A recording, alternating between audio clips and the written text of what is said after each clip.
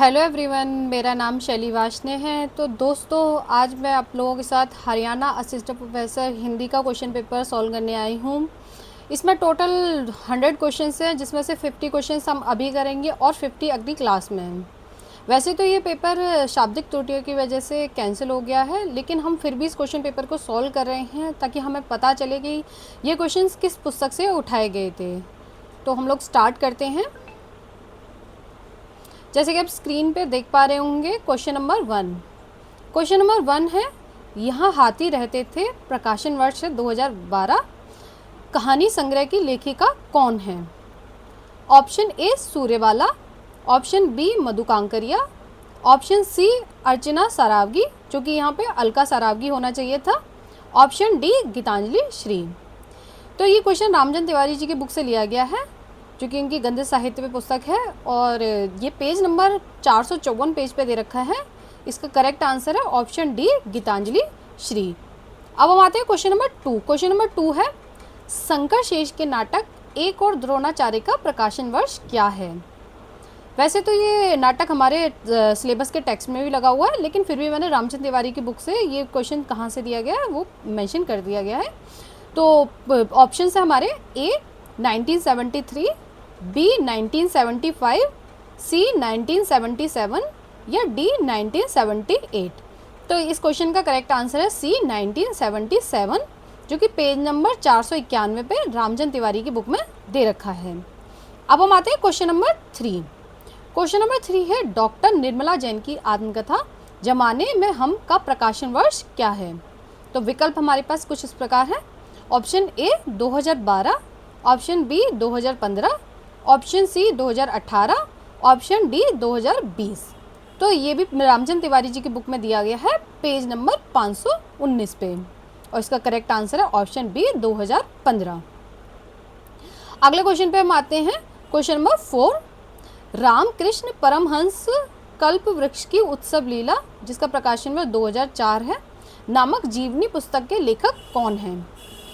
Option है, option A Surendranath Tiwari, option B Shivnarayan Dwivedi, option C Siddheshwar Verma या option D Shri Krishna Bihari Mishra. ये भी रामचंद्र तिवारी की बुक से दिया गया है, पेज नंबर 536 पे, और इसका करेक्ट आंसर है ऑप्शन डी श्री कृष्ण बिहारी मिश्र। अब हम अगले क्वेश्चन पे आते हैं, क्वेश्चन नंबर 5। पृथ्वी प्रदक्षिणा 1914 ईस्वी नामक यात्रा वृत्तांत के लेखक कौन हैं? ए देवी प्रसाद गुप्त खत्री, बी सेठ गोविंद दास, सी शिव प्रसाद गुप्त, डी राम नारायण मिश्र। तो ये रामचंद्र तिवारी की बुक में पेज नंबर 541 पे दे रखा है। इसका करेक्ट आंसर है सी शिव प्रसाद गुप्त। और एक और है पृथ्वी प्रदक्षिणा के जैसे पृथ्वी परिक्रमा, जो कि सेठ गोविंद दास जी की है। क्वेश्चन नंबर 6 पे आते हैं, संस्मरण, रेखा चित्र और आत्मचरित, इन तीनों का एक दूसरे से इतना घनिष्ठ संबंध है कि एक की सीमा दूसरे से कहाँ मिलती है और कहाँ अलग हो जाती है, इसका निर्णय करना कठिन है। ये विचार किस साहित्यकार के हैं? तो हमारे पास ऑप्शंस हैं, ए रामवृक्ष बेनीपुरी, बी माखनलाल चतुर्वेदी, सी कन्हैयालाल मिश्र प्रभाकर या डी बनारसी दास चतुर्वेदी। तो ये भी रामचंद्र तिवारी की बुक से लिया गया है, पेज नंबर 554 पे, बनारसी दास चतुर्वेदी। अगला क्वेश्चन है question number 7। Doctor Madhav Prasad Pandey द्वारा रचित स्वर्णनीरा, जिसका प्रकाशन वर्ष 2002 ईस्वी है, नामक पुस्तक किस विधा की रचना है? तो हमारे ऑप्शंस हैं, ऑप्शन ए संस्मरण, ऑप्शन बी साहित्यिक निबंध, ऑप्शन सी खंडकाव्य, ऑप्शन डी गद्य गीत। तो ये रामचंद्र तिवारी की पुस्तक से ही दिया गया है, पेज नंबर 586 पे, और इसका करेक्ट आंसर है ऑप्शन डी गद्य गीत। अगले क्वेश्चन पे हम चलते हैं, क्वेश्चन नंबर 8। मैं आश्वस्त हूँ कि 6वें 7वें दशकों की साहित्यिक सक्रियता की कहानी जब धैर्य और धीरज से समझ और संवेदना के साथ कही जाएगी तो इस चयन का उसमें उल्लेखनीय स्थान होगा। प्रसिद्ध साहित्यकार अशोक वाजपेयी की यह टिप्पणी इनमें से किस संग्रह के संदर्भ में है? तो हमारे ऑप्शन है, ऑप्शन ए अजर अजर यज्ञ, जो कि अक्षर अक्षर यज्ञ है, धर्मवीर भारती, ऑप्शन बी मैं पढ़ा जा चुका पत्र, नंदकिशोर नवल, ऑप्शन सी हमको लिखे है कहाँ, जो जिसके संपादक हैं doctor Kamlesh Awasthi, option D Rakesh और परिवेश पत्रों में जयदेव तनेजा। तो इसका करेक्ट आंसर जो है रामचंद्र तिवारी की बुक से 592वें पेज पे दे रखा है और इसका करेक्ट आंसर है ऑप्शन सी, हमको लिख्यो है कहाँ, जो कि देवी शंकर अवस्थी जी के पत्र हैं और जिसके संपादक हैं डॉक्टर कमलेश अवस्थी। अब हम आते हैं क्वेश्चन नंबर 9। क्वेश्चन नंबर 9 है, विवेकी राय ने सन 1958 से 1971 ईस्वी तक किस पत्र के साप्ताहिक संस्करण में मनमोद मास्टर नाम से नियमित डायरियाँ लिखी थीं? तो जो मनमोहन मास्टर की जो है डायरी विधा है और जो विवेकी राय जी द्वारा संपादित है और किस पत्रिका में छपती थी? ऑप्शन है A Kalpana, option B Aaj, option C Dharmyug, option D Hans. इसका क्वेश्चन का आंसर हमारे रामचंद्र तिवारी की बुक से पेज नंबर 601 पे दे रखा है, जिसका सही आंसर है बी आज। अब हम आते हैं क्वेश्चन नंबर 10। क्वेश्चन नंबर 10 है, गांव के मन से रूबरू विद्यानिवास मिश्र संपादक कुमुद शर्मा नामक साक्षात्कार पुस्तक में मिश्र जी के कुल कितने साक्षात्कार संकलित हैं? Option A 11, option B 13, option C 15, option D 17। तो रामचंद्र तिवारी की बुक में पेज नंबर 615 पे दे रखा है इसका आंसर, जो कि करेक्ट है बी 13 पत्र संकलित हैं। अगला है हमारा question number 11। Doctor Bachchan Singh के अनुसार कबीरदास द्वारा रचित बीजक की सबसे पुरानी प्रति किस मठ से प्राप्त होती है? ऑप्शन है ऑप्शन ए बेगू मठ, ऑप्शन बी मुंडका मठ, ऑप्शन सी धनौती मठ, ऑप्शन डी खमानो मठ। तो इसका करेक्ट आंसर जो है बच्चन सिंह का हिंदी साहित्य का दूसरा इतिहास पुस्तक में दे रखा है, जो कि पेज नंबर 87 पे है, धनौती मठ। अब हम आते हैं क्वेश्चन नंबर 12। ये कुछ पंक्तियां हैं और इसके रचनाकार कौन है ये पूछा गया है। मधुर भाव भाषा विचित्र अति, ललित गीत गावें चित चोरी, श्री वृंदावन धाम तिन पूरब सुलभ, समीर गति धोरी। इन पंक्तियों के रचनाकार कौन हैं? ए नंददास, बी स्वामी हरिदास, सी परमानंद दास, डी हित हरिवंश। तो इस क्वेश्चन का आंसर जो है बच्चन सिंह की बुक में पेज नंबर 131 पे दे रखा है, इसका करेक्ट आंसर है बी स्वामी हरिदास। हम आते हैं क्वेश्चन नंबर 13। जॉर्ज गियर्सन ने अपने इतिहास ग्रंथ the modern vernacular literature of Hindustan के किस अध्याय को रीति काव्य की संज्ञा दी है? तो हमारे ऑप्शन है ऑप्शन ए 6वें, ऑप्शन बी 7वें, ऑप्शन सी 9वें, ऑप्शन डी 11वें। तो ये भी बच्चन सिंह की बुक से ही लिया है, जो कि पेज नंबर 179 पे है। इस क्वेश्चन का आंसर है ऑप्शन बी 7वें। अब हम आते हैं क्वेश्चन नंबर 14। क्वेश्चन नंबर 14 है, डॉक्टर बच्चन सिंह के अनुसार किस रीतिकालीन कवि ने मुख्यतः 2 ऋतुओं वसंत और पावस का ही चित्रण अपने काव्य में किया है? तो ऑप्शन है option A Senapati, option B Dwijdev, option C Thakur, option D Bihari. ये बच्चन सिंह की बुक से ही लिया गया है, पेज नंबर 236 पे। इसका करेक्ट आंसर है ऑप्शन बी द्विजदेव। अब हम आते हैं क्वेश्चन नंबर 15। एक किसी रचना के विषय में किसी महत्वपूर्ण आलोचक का कथन है। इसमें एक ब्राह्मण कुमारी और निषाद कुमार का स्वच्छ प्रेम वर्णन है। इस तरह यह जाति प्रथा को तोड़ने का एक रचनात्मक प्रयास सिद्ध होता है। इस उदाहरण के संदर्भ में विचार करते हुए संगत विकल्प का चयन कीजिए। ऑप्शन है ऑप्शन ए आचार्य रामचंद्र शुक्ल सौंदर्योपासक के लिए, ऑप्शन बी बच्चन सिंह श्यामा स्वप्न के लिए, ऑप्शन सी नगेंद्र प्रणयनी पढ़ने के लिए, ऑप्शन डी गणपति चंद्रगुप्त रणधीर प्रेम मोहिनी के लिए। तो इसका करेक्ट आंसर जो है बच्चन सिंह की पुस्तक हिंदी साहित्य का दूसरा इतिहास में पेज नंबर 302 पे दिया गया है, जिसका करेक्ट आंसर है बच्चन सिंह बी श्यामा स्वप्न के लिए। अब हम आते हैं क्वेश्चन नंबर 16। क्वेश्चन नंबर 16 में पंक्ति दे रखी है, महाकुंभ में देखा मैंने मानव कानन मानचित्र था भारत का रेखांकित आनंद, आने दो यदि महाकुंभ में जन आता है कुछ तो अपने मन का परिवर्तन पाता है।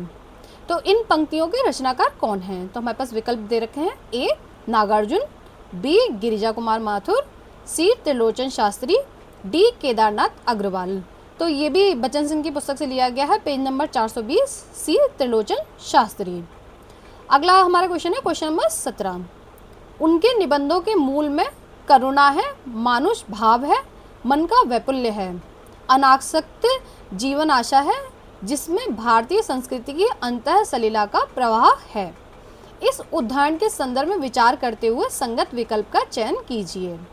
तो हमारे विकल्प जो हैं वो कुछ इस प्रकार हैं। Option A doctor Namvar Singh Acharya Hazari Prasad Dwivedi के लिए। ऑप्शन बी बच्चन सिंह विद्यानिवास मिश्र के लिए, यहाँ टाइपिंग मिस्टेक है, विद्यापति मिश्र लिखा हुआ है।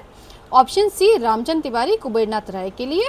ऑप्शन डी रामस्वरूप चतुर्वेदी रामदर्श मिश्र के लिए। तो इस क्वेश्चन का करेक्ट आंसर है, जो कि पेज नंबर 501 पे बच्चन सिंह की बुक पे है, और बच्चन सिंह का ही कथन है विद्यानिवास मिश्र जी के लिए। अब हम आते हैं क्वेश्चन नंबर 18। मार्क्सवादी विचारधारा में बहुप्रयुक्त पैटी बुर्जुआ शब्द मूलतः किस भाषा से संबंधित है? तो इसके ऑप्शंस हैं ए स्पेनिश, बी फ्रेंच, सी इटालियन, डी लैटिन।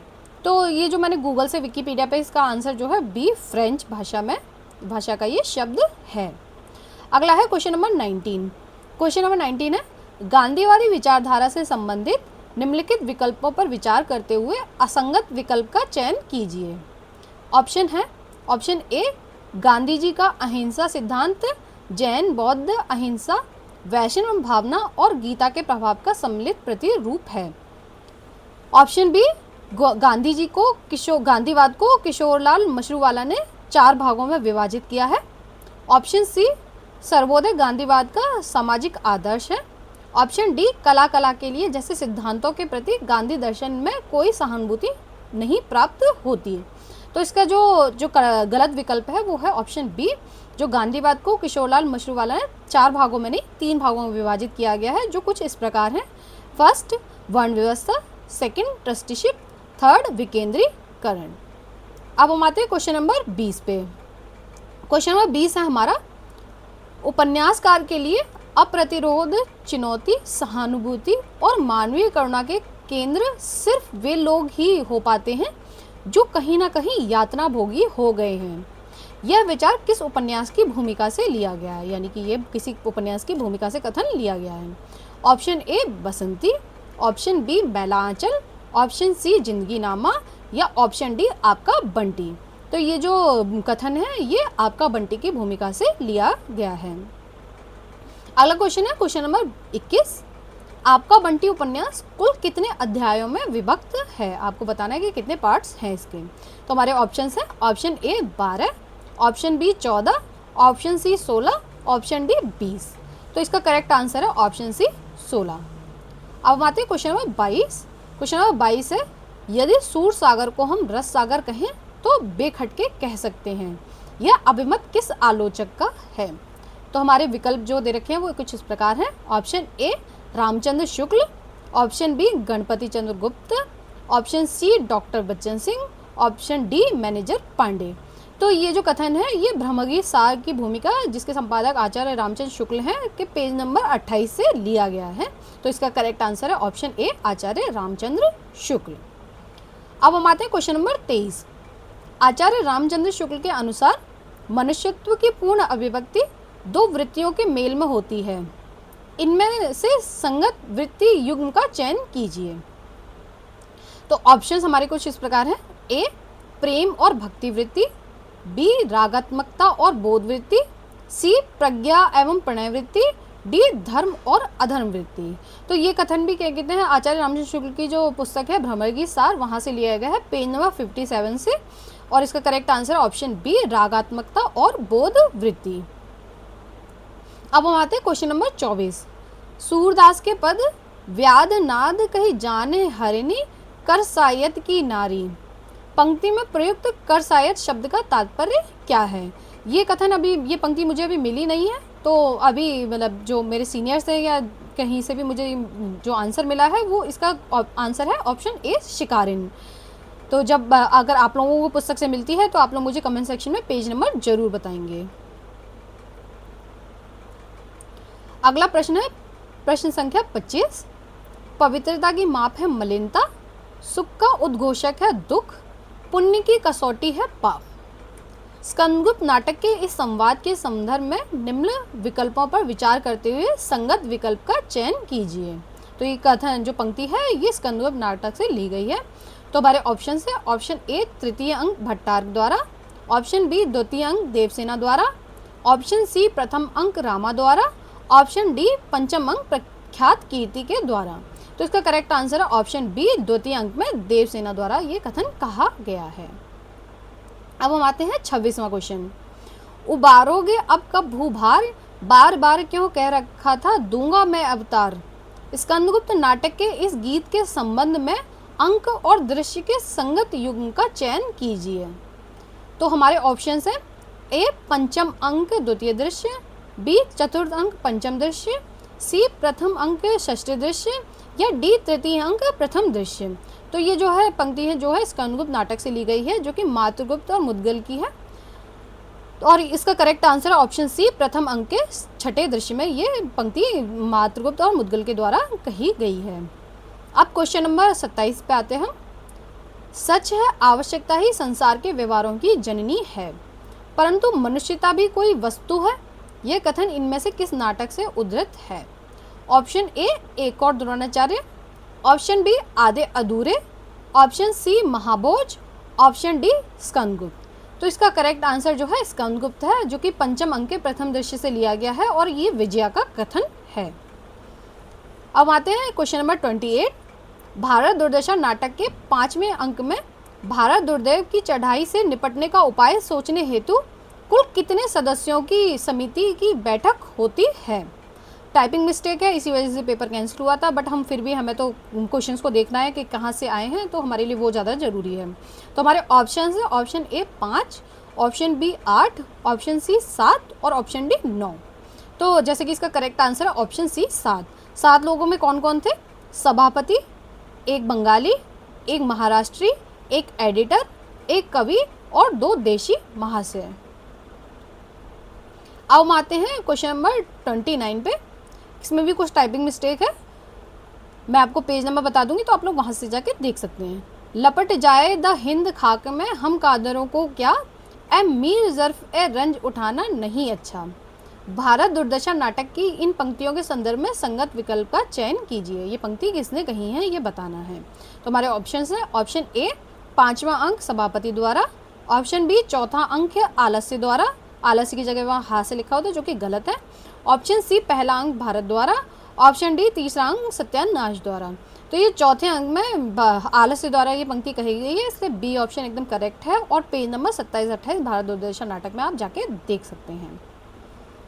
अब है हमारा क्वेश्चन नंबर 30। भारत दुर्दशा नाटक के छठे अंक में भारत भाग्य जागो जागो रे भाई सोवत है नलस बैस गवाई, यहाँ पे भी टाइपिंग मिस्टेक है। गीत को किस राग में गाते हुए आया है, राग बताना है। ऑप्शन ए राग भैरवी, ऑप्शन बी राग दीपक, ऑप्शन सी राग मल्हार, ऑप्शन डी राग चैती। तो ये भारत दुर्दशा नाटक में पेज नंबर 38 पे है और इसका करेक्ट आंसर है ऑप्शन डी राग चैती।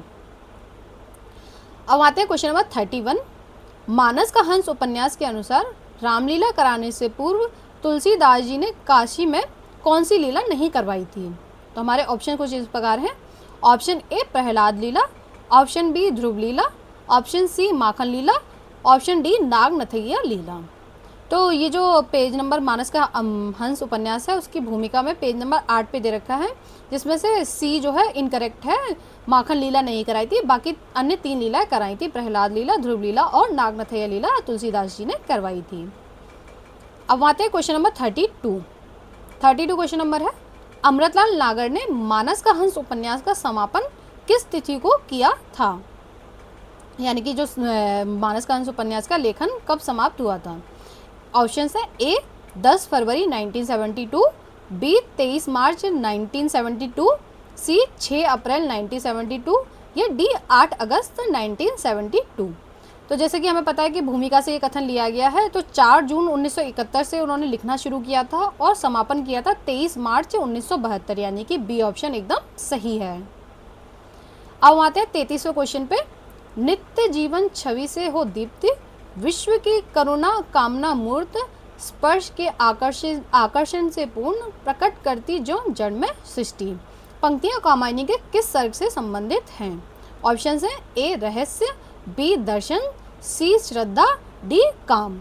तो हम कामायनी के श्रद्धा सर्ग से ये पंक्ति ली गई है जो कि पेज नंबर 24 पे है, तो हमारा करेक्ट आंसर है ऑप्शन सी श्रद्धा सर्ग। अगला क्वेश्चन है क्वेश्चन नंबर 34। कामायनी के सर्गों के अनुक्रम के संबंध में संगत विकल्प का चयन कीजिए। यहाँ पे कामायनी के सर्ग दे रखे हैं, उसमें से जो भी एक सही है उस विकल्प का चयन करना है। तो जैसे कि हम सबको पता है कि कामायनी में टोटल 15 सर्ग हैं और वो कुछ इस प्रकार हैं: चिंता, आशा, श्रद्धा, काम, वासना, लज्जा, कर्म, ईर्ष्या और ईड़ा, स्वप्न, संघर्ष, निर्वेद, दर्शन, रहस्य और आनंद। तो इस प्रकार हमारा ऑप्शन ए ईड़ा, संघर्ष, दर्शन और आनंद ये करेक्ट ऑप्शन है। अब हम आते हैं क्वेश्चन नंबर 35। छांदोग्य उपनिषद में मनु और श्रद्धा की किस प्रकार की व्याख्या प्राप्त होती है? ऑप्शन हमारे ए प्रणयमूलक, ऑप्शन बी भावमूलक, ऑप्शन सी प्रज्ञामूलक, ऑप्शन डी कर्ममूलक। ये भी क्वेश्चन हमारे कामायनी की भूमिका से लिया गया है जो पेज नंबर 6 पे दे रखा है। ऑप्शन बी भावमूलक, छांदोग्य उपनिषद में मनु और श्रद्धा की भावमूलक व्याख्या की गई है। अगला है क्वेश्चन नंबर 36।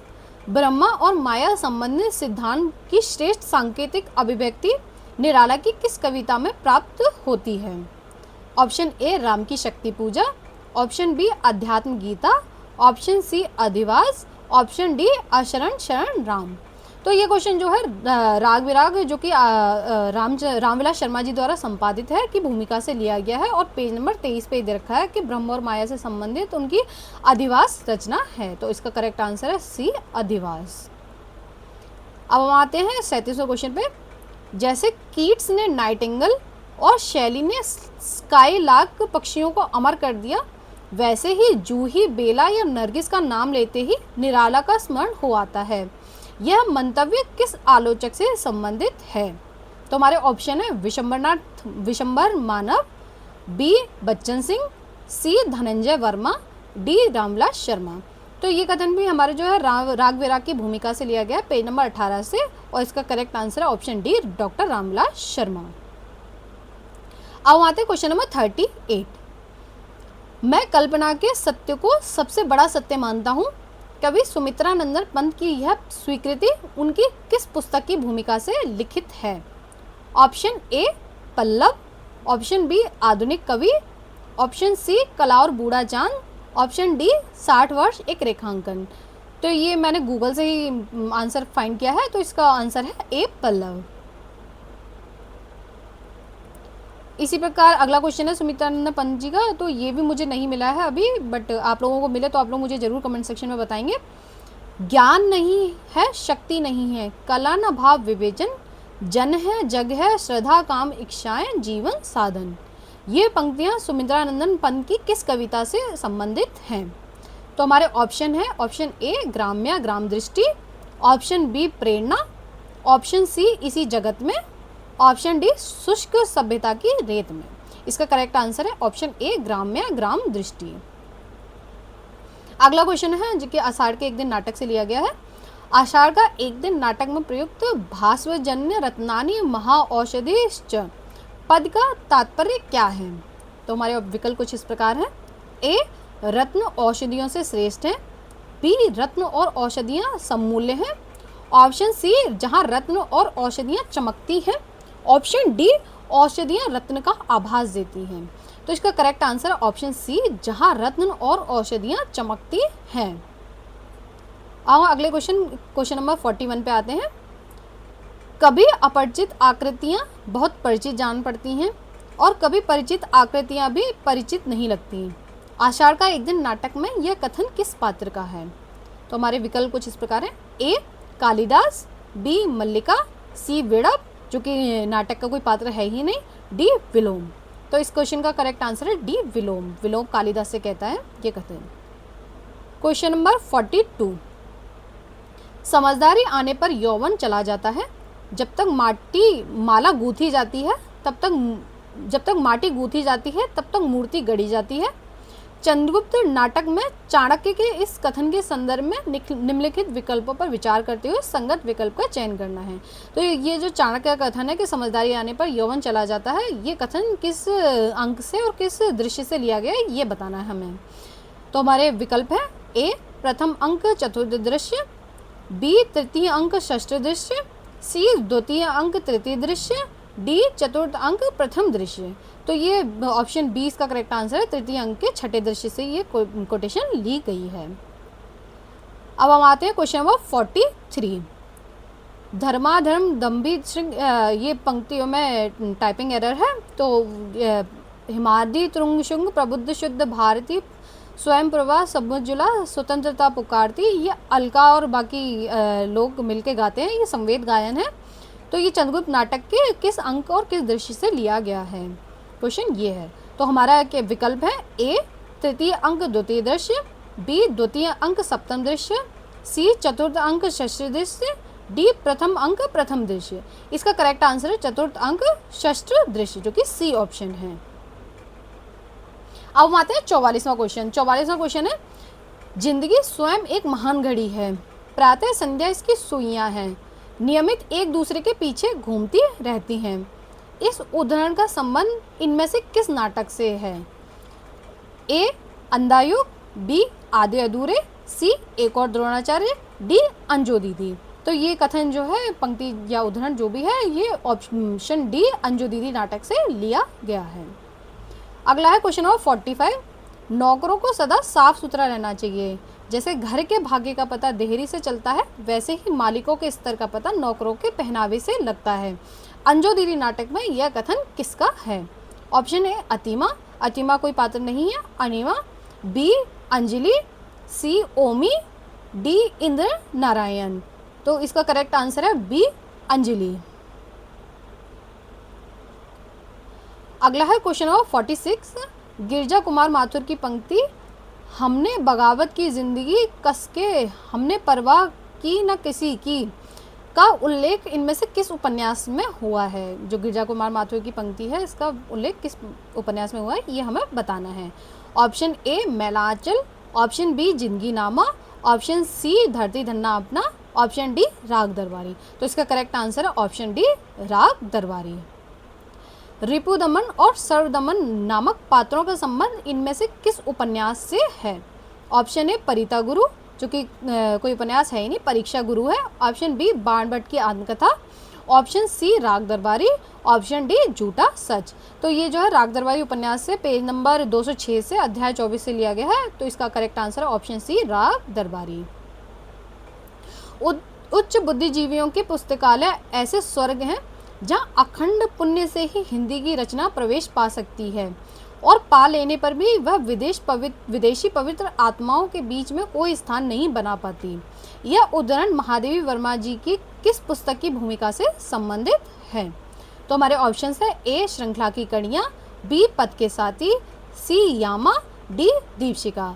तो ये जो पंक्ति है, ये भूमिका से ली गई है, दीपशिखा उनकी जो पुस्तक है उसकी भूमिका से ली गई है। इसका करेक्ट आंसर है डी दीपशिखा। अगला है क्वेश्चन नंबर 49। छायावाद एक प्रकार से अजन्मा कुलशील बालक रहा, जिसे सामाजिकता का अधिकार ही नहीं मिल सका, लेकिन उसने आकाश, तारे, सूरज, निर्झर आदि से आत्मीयता का संबंध जोड़ा और उसी संबंध को अपना परिचय बनाकर मनुष्य के हृदय तक पहुंचने का प्रयत्न किया। यह कथन किस साहित्यकार का है? तो हमारे विकल्प है ए सुमित्रानंदन पंत, बी शांतिप्रिय द्विवेदी, सी रामस्वरूप चतुर्वेदी, डी महादेवी वर्मा। तो ये जो पंक्ति है ये दीपशिखा की भूमिका से ली गई है। इसका करेक्ट आंसर है ऑप्शन डी महादेवी वर्मा। अगला क्वेश्चन है, अपनी पुस्तक का नाम संस्कृति के 4 अध्याय रखने से पूर्व रामधारी सिंह दिनकर ने इस किस शीर्षक का विचार किया था? मतलब क्वेश्चन है कि संस्कृति के 4 अध्याय नाम रखने से पहले दिनकर जी क्या नाम रखना चाहते थे? तो ऑप्शन है भारतीय संस्कृति के 4 आयाम, ऑप्शन बी भारतीय संस्कृति के 4 सोपान, ऑप्शन सी भारतीय संस्कृति के 4 अध्याय, ऑप्शन डी भारतीय संस्कृति के 4 युग। इसका करेक्ट आंसर है ऑप्शन बी भारतीय संस्कृति के 4 सोपान। ये संस्कृति के 4 अध्याय की भूमिका में आपको कथन मिल जाएगा। 50 क्वेश्चन यहाँ हमारे कंप्लीट हो गए हैं, लेकिन अगला क्वेश्चन भी संस्कृति के 4 अध्याय से है, तो मैं इस क्वेश्चन को भी कंप्लीट करा देती हूँ। संस्कृति के 4 अध्याय पुस्तक से संबंधित निम्नलिखित विकल्पों पर विचार करते हुए संगत विकल्प का चयन कीजिए। हमारे ऑप्शन है ए प्रथम, क्वेश्चन में टाइपिंग मिस्टेक है, संगत विकल्प नहीं असंगत बताना है। ऑप्शन ए प्रथम अध्याय 3 प्रकरण, ऑप्शन बी द्वितीय अध्याय 7 प्रकरण, ऑप्शन सी तृतीय अध्याय 12 प्रकरण, ऑप्शन डी चतुर्थ अध्याय 18 प्रकरण। तो हमारा जो ऑप्शन डी है चतुर्थ अध्याय, जिसमें 17 प्रकरण है, ना कि 18 प्रकरण। तो उम्मीद करती हूँ आप लोगों को क्लास पसंद आई होगी। ज़्यादा से ज़्यादा क्लास को शेयर करें, लाइक करें, और कुछ भी गलती है या आपको लगता है कि मैंने कुछ गलत आंसर बताया है तो आप लोग कमेंट सेक्शन में ज़रूर बताएं मुझे। और इसके अलावा आप लोगों को क्लास अच्छी लगी हो तो प्लीज़ प्लीज़ प्लीज़ अच्छे अच्छे कमेंट्स करना। Thank you so much, thank you.